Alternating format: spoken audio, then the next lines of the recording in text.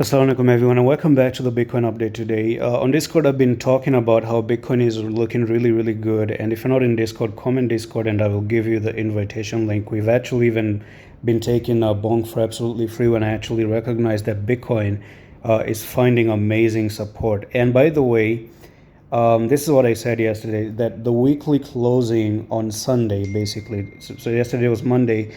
Now on Sunday, we had a very nice good closing on the weekly.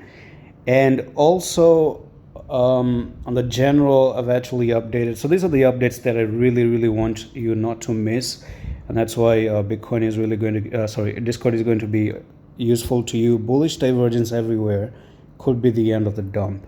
Could be. And it should actually, the dump can actually come to an end on September.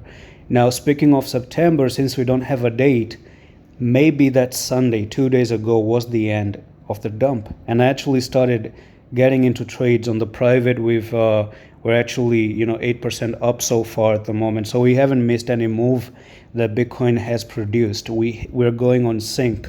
We're walking toe to toe with whatever Bitcoin is moving up to.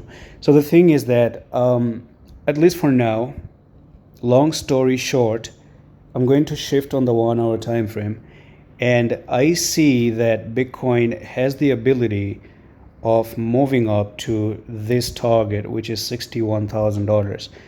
It is simple. You have a trend line that it was on a downtrend. You've made the break to the upside. You've clearly broken the trend line, and also you came down for the retest. There could be chances of a double retest and then go back up. That's still okay, right?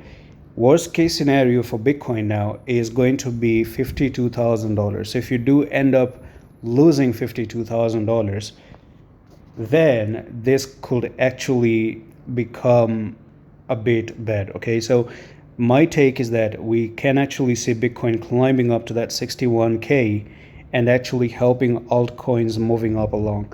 Now, the best scenario is that Bitcoin really moves back up and it actually moves to $66,000, back to that resistance line that we've seen being produced before.